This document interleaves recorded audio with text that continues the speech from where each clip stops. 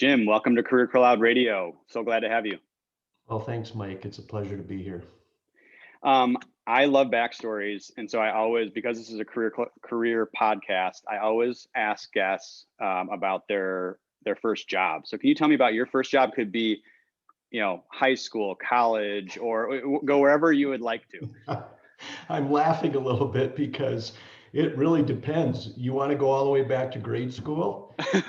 I real quickly, again, there's a lot, when I think about it, paper boys, shoveling snows, all of those experiences. And then high school, I delivered beer on a beer truck, I was a DJ. Here's the thing. And then in college, actually had a buddy and I had our own business, a painting business, and we learned how to, bid jobs and paint. So, you can kind of see what's happened along here. I guess you could say I was always in business. I was having to invoice people and collect money when I was, 10 years old. So, but, really what I would say is a lot of people are more interested is what happened when you left college, right? What was it? But I do think all those early years taught me two things. I was always financially motivated, right? Came from a family that didn't have a lot. So we were always motivated to make a buck, right? And, the other thing is I learned hard work, and so then when I went to school, I began finance, right? My career was in finance, or my education, formal education, both undergraduate and graduate MBA in finance. You can just see where that was. And so when I came out of school, the first job was financial reporting, SEC reporting at a pretty large company. So, that's the theme, hard work, finance. I always say, why was that? Because I say finance is the language of business, and I was always business minded. Yeah, that very interesting. It's funny when I think about my career track, I think it's very unique from a lot of people because I've just done a ton of different things in different industries. But you're also really unique in that you've basically been with one company from the get-go, from when you started and now to being CEO. What can people sort of learn from that? Why is that not happening more? Yeah, I would tell you that it probably is happening more than you realize. And the only reason I'll say that is you read about companies that are, fast growing, Amazon, Google, Apple, we read about these startups, and of course, in a rapid environment, you're going to have a lot of change of leadership, right? The stages of that growth. The other thing you're going to read about is companies in trouble. There's a lot of companies in trouble, and that creates turnover of leadership because they don't like what's going on, right? I will tell you, TDS is unique, first of all. It's important for your listeners to understand that TDS is a public company, but it is family controlled. Okay, it was started by the dad who worked at the company until in his 90s. And now his son is the leader of the holding company. Now I run one of the major subsidiaries, being TDS Telecom. But I would tell you, experience matters, right? Don't kid yourself. Brightness, entrepreneurialism is not just in youth, and it runs the gambit, right? And at TDS, being that it's a family controlled company, number one, if you're going to trust the family jewels to an outsider, there's going to be a high level of testing and trust. Is this somebody that's proved themselves over many years that they're not going to, discard the baby here or do something highly risky that could really put the company in peril? The other thing about TDS is the businesses we're in is communications. They're very capital intensive. And, it's crazy. Some of your readers are going to laugh at this, but when we finance, when we do financial debt instruments, we will pay a premium in today's interest rate markets. We'll pay 6.5% to get 50-year maturities. Okay. Mm-hmm. the founder of this company survived the Great Depression. He knows that there's cycles in business and the problems that happen over the cycles of business, because there's high flying success years and there's problematic years. So anyway, long story, trust, long-term view, and experience matters. I couldn't do this job without all the experience I have. Yeah, it's interesting. It gets me. You kind of made the comment. You think it happens more than I think. And I think all of the headlines, Right. nowadays are, millennials or people my age are gonna change jobs X number of times in a career, and so that's what we see.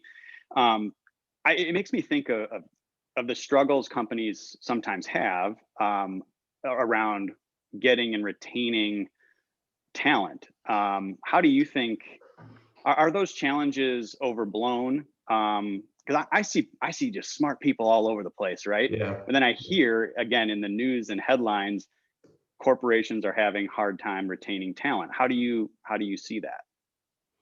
Yeah, over my career, there's always hot functional areas. If I go back 5 years ago, finance people, we were having to pay a premium, maybe 5, 6, 7 years ago, finance people. We had to adjust our salary scales, to attract people. Well, that's not the case in finance now. There's plenty of people in finance, right? Then it was engineers. We had to do some things with premium on engineers. Today, I would tell you, not going to surprise you, it's IT professionals, right? So, I mean, you see a lot of pendulum swing after a year, after a career of 34 years. I'm at 35 plus years. And the pendulums always swing one way or another. You just think, oh my goodness, it's just not going to stop. But so what we've done to deal with these issues is we've grown our own when these things happen. Because when you have the hot career, we plan for it, we see it coming, and we attract a lot of interns. I mean, 10 years ago, we might have had 2, 3 interns running around our company. We've got 200-300 of them now. And they're an important feeder pool. So guess where they are? IT, and young people are so bright and so smart, and their educations are perfect. Because here's the other thing with IT professionals, all the programming language from years ago is thrown out year after year because it's changing so rapidly. So I don't know, we're fortunate that we're big enough that we succession plan, we take good care of our people, and we've got really good retention. People are very happy with the company, but there's always hot careers, and they come and go. Mm-hmm. I want to transition a little bit to obviously a hot topic over the last year, which is remote work. And for listeners who don't exactly know our backstory, I mean, the company Rejoin Media, we're small, but we've been remote first from the get-go. And most of my career transitions, or mini careers as I call them, have been in a remote capacity. So for me, remote work was just a foregone conclusion. Mm-hmm. But and as I was doing some media around this topic, I was getting a lot of questions about what are companies doing and how are they, dealing with these challenges. And I realized I didn't really have a great grasp on some of the unique challenges to corporates. So I guess I wanted to start by, can you give our listeners a little bit of a idea of the scale of TDS in terms of employees and the footprint that you kind of had to manage around this topic? Yeah, no, that's a great question.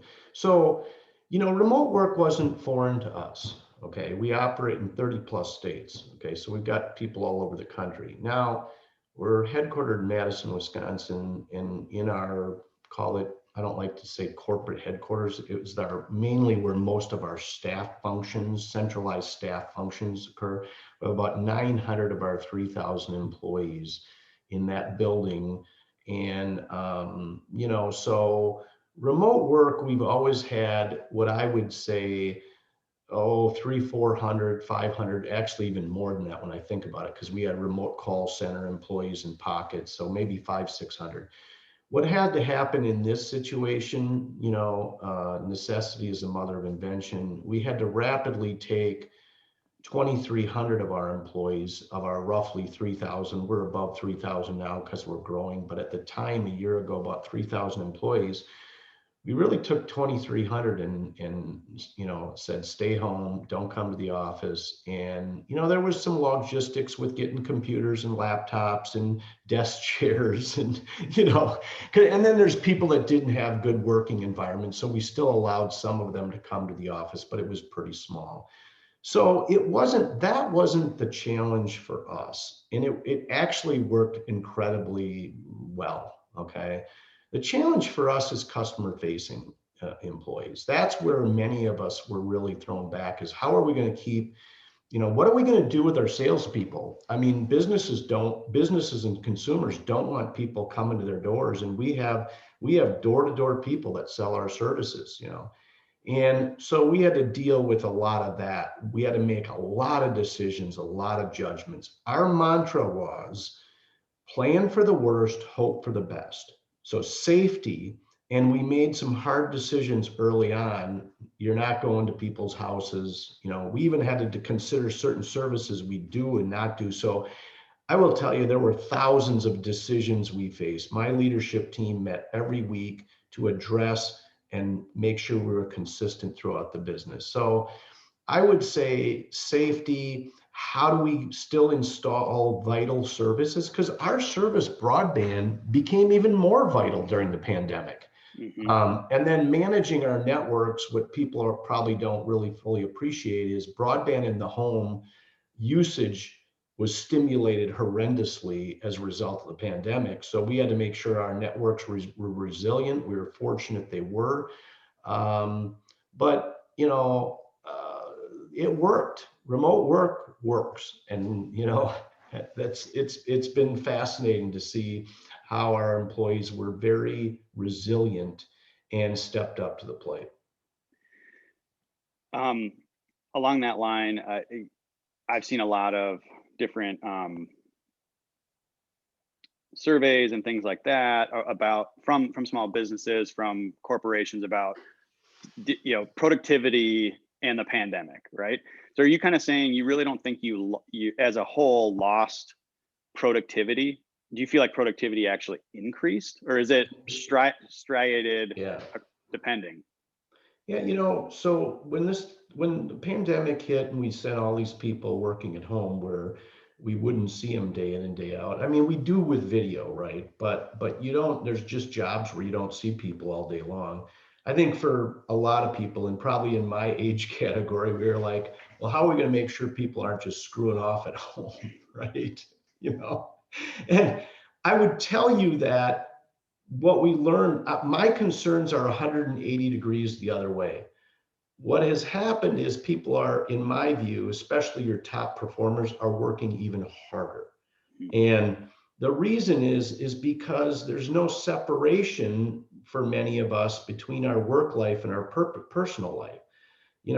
My mentality is on my lunch hour, I'm running out to do something else in between because I can. And I'm exhausted at the end of the day. Come 5, 6 o'clock at night, it's really wearing because there was at least a nice separation of work and personal life. So some of our leaders feel the productivity is up, some challenge it. And I would just say that, and we'll talk, if you want to talk more about this, is the issue is a little polarizing, right? There's definitely people who believe that the remote work is more productive. And then there's those in our company that challenge it, right? And the good part is we're collecting data on it and we're putting in place tools to make sure we're measuring it. But my opinion after hearing all the arguments, I think we've continued to be as productive, is what I'd say. Now, I don't know if that's because people really rallied because it was a pandemic, and over time, could it erode? Could people start to slack off? And, I don't know, but we'll have to watch it. you and I also chatted about the whole introvert extrovert divide on this Mhm. issue, which is really interesting as well. I mean, I It do is. consider myself an introvert, and so again, I'm like, yeah, remote's the way to go. But you were talking about how a lot of the extroverts in your organization are kind of itching to get back into the office. Yeah. So the salespeople are back. Sure. They want to be. They get energized. Extroverts get energized being around people. Hmm. Introverts, they have to flex, right? But they just as soon not have to deal with people. you know. So it's this. Like I say, it's kind of polarizing in that people who. One of the concerns I have, because remote work works, but I think we need some face-to-face meetings, right? And I think the future work is going to be much more about, if you're telling me I have to come to the office, what is the purpose? And I think we have to Hmm. think around the purpose of coming to the office. Yeah, that's really interesting. I mean, as I've gotten questions on this, I've kind of described it as I think the near term to medium term future is hybrid, right? Hmm. Organizations are going to figure out a way to either cycle teams through every other day, or Right. have dedicated space for certain teams, and others can say, no, I'm going to go fully remote, or there's going to be this mix. How are you thinking about that in planning? Yeah. So, some of the challenges you got to remember, we have a lot of real estate. I Right. mean, you know, we got to make some calls here. So we don't know what it's going to look like 3 years from now, but I'll tell you how we're making the call. I mean, you Yeah. got to pick a course. So we're definitely in the hybrid. Um, but we're making decisions that we're going to kind of pick the middle ground, and we're going to reduce our office footprint space over the next several years by probably 50%. Um, and then, of course, the work environment we're going to have to modify, because it's going to be much more plug in. I'm not going to have my office with my pictures and my trophies. And so we're going to start volunteer for those that want to come in. But I've told all my leaders, here's what I've asked my leaders. I said, I am going to pick, as the leader of you, days that I would like you in the office, or for certain types of meetings that are with purpose. They're highly collaborative. There's a lot of passion and debate in these meetings. And I think I've watched even some of our introverts on video calls, they shut down more, right? And it's a little harder without the hand gestures and watching all of the signals around the room. So I'm going to I'm setting out, Mondays is our day to really get going. And I'm saying, we'll always have remote workers, but I want my leaders in the office on Monday. I'm going to start here, right? Hmm. And then there's certain meetings, we have a cadence of governance meetings, whether it's our capital review meeting, our invest in people meeting, our monthly operations, our leadership meetings. There's certain ones that are going to be more effective in person. And then the other thing I want to do is, I told my leaders, I want to pick mine, that I want you to pick for your teams when you want them in the office. And we think this thing's going to come out to sort of a hybrid 50% of the time, right? But the other thing, Mike, that I want to create is, I actually want to create some opportunities for people to be face to face, because I want, after a day on a Monday, it's a nice day. I want to say, hey, let's all go over to, there's a place by our building called Enovino. Let's go over and have a glass of wine. Let's just go, be friends and be who we are. And I think if we totally lose that, it's going to be problematic over time. So I want to create purposeful meetings, and then your leaders, your big boys and girls, make your decisions on what is most effective for your day.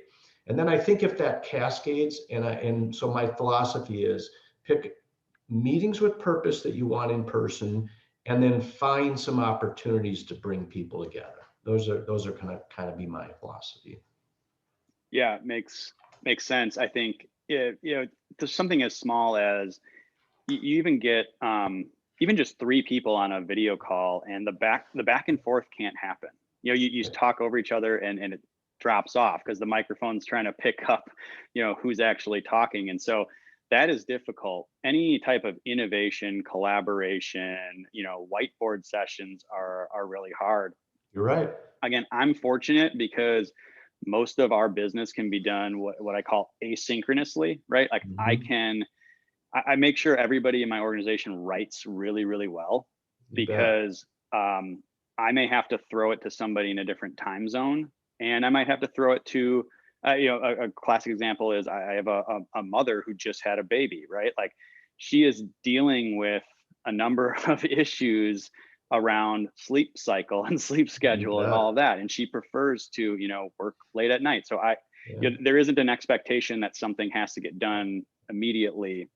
We can do it in this asynchronous fashion. But man, if you're really in collaboration mode or chewing through a really tough problem, that is difficult in a remote setting, for sure. Right. No, I agree. I wanted to, I kind of skipped a question in here. And so this is a little out of order, but I really wanted to get your take on what were the sort of the first few days or weeks of pandemic planning like for you? I mean, we're coming into, let's say, February, getting into March, and this is getting real, right? And how did that go? I'm kind of looking for like an insider view in the C-suite of how this just sort of went. Yeah, well, the first thing is, it's funny you made this, is this real, right? I mean, we went through stages of, this is crazy, this is overreaction, right? We went through some of that early on.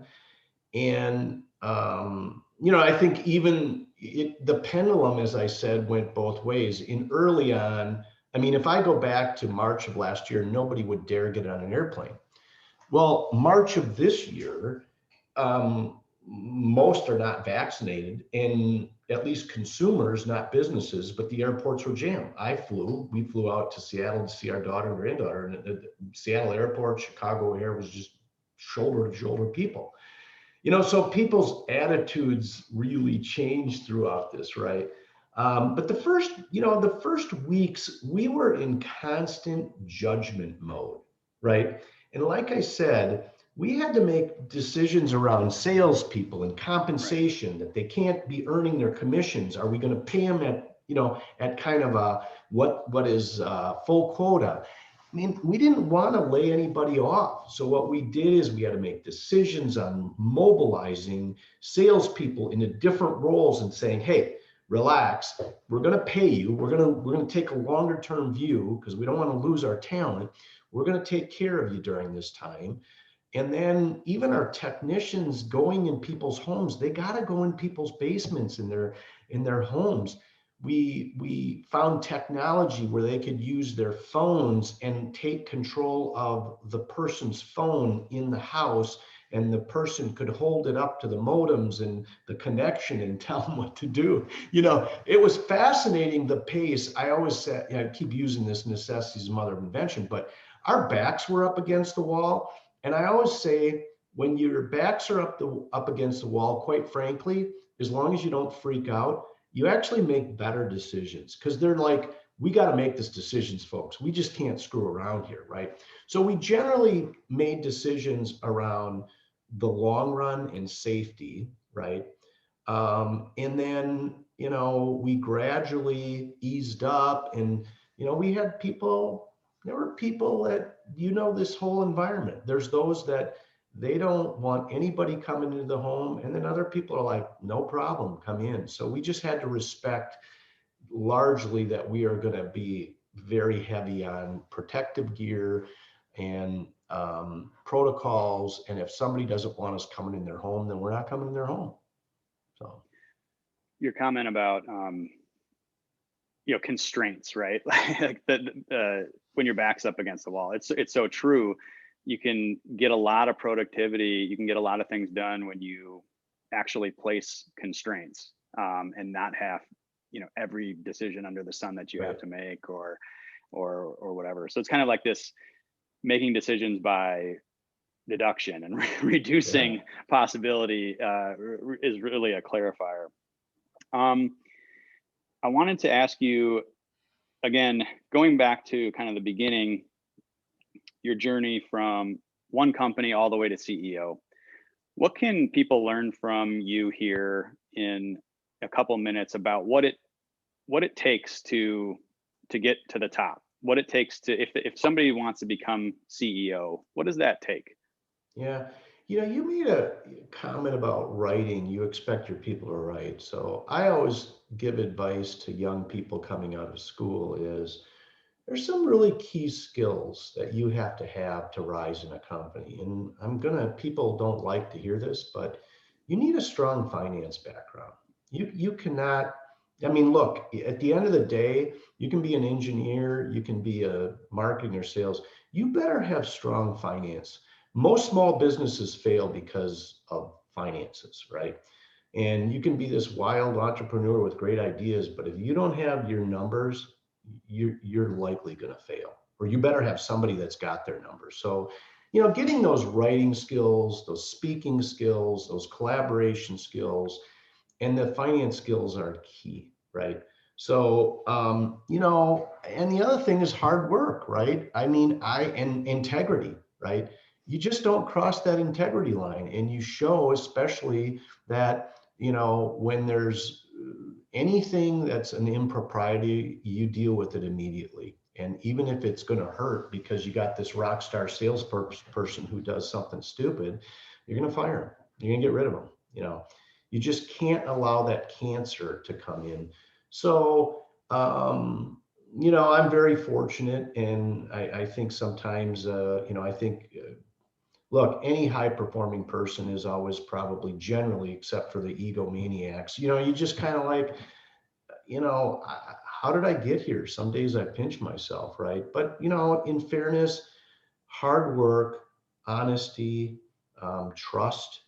The other thing that I'm probably one of the track records I have is I'm really proud of my people selection ability. And I think that's at the core of who you have good intuition, because you can never totally know. And, one of my real acid tests for leaders that I hire is I want to find out in their life somewhere where they struggled. They struggled with a very difficult situation. And then I like to hear how they dealt with it, right? Mm-hmm. Because business, at the end of the day, Mike, we're just problem solvers, right? It is day in and day out, it's problems, And so you got to be good at knowing how to crawl out of barrels, And I love when somebody has had very big, long, sleepless nights, whether it's a personal situation, and I love to hear that story of how did they overcome that. Because too often, if you promote somebody who's never really had a really tough firing or faced a really tough ethical issue, how are they going to deal with this when they're 20 years into their career, or even 15? So Very, very, very interesting. Yeah. Thank you so much for sharing your time and experience with us. Is there anything you want to close with? Anything where that you need to tell people about where they can find you, or more about the work that you're doing, or just anything at all? well, I think you talked about this is a podcast for younger people, and I would just say in the end, my advice to young people: get as much, and to your point, Mike, get as much diverse experience as you can. The mistake I made, and a lot of graduates made, is you tend to look at the big high flying companies like Amazon and Google and all these. Oh, I want to go to work for them. I'm going to warn you that those are not necessarily where you learn the most. You learn the most in small businesses that are growing at a good pace. I mean, you work for these really large companies. You are so specialized in what you do that you don't really, if you really want to grow and progress in a company, you need a portfolio of finance, sales, marketing, technical, because at some day you're going to be leading all those different disciplines, and you need to know how those different disciplines think. So don't don't think, well, I don't want that job because it's with XYZ company. Here's what I'm going to tell you. You don't know enough, and just go for it. And here's the beauty about being young. You've got a long runway. So you can make a lot of mistakes, right? And you have a lot of years to correct. So don't be conservative, go for it. And if it doesn't work, do something else. So I hope Amen. that's helpful. Amen. Couldn't agree with that more. I think large companies, even the large tech companies, are kind of like the old investment banks or being a lawyer kind of a thing, right? A lot of people went into those areas because of the money was there, and haven't had it work out. Absolutely, when you're young, take the risk because you can recover so much. Your risk tolerance goes down as you age and have more responsibilities. So I think that's fantastic advice. Really appreciate it. This has been an awesome conversation. It's great to catch up with you again. Thanks so much for being here. Well, good luck, Mike. Keep the podcast going. I hope they're helpful to your users. I'm sure they are. You did a nice job. Thanks. Thank you.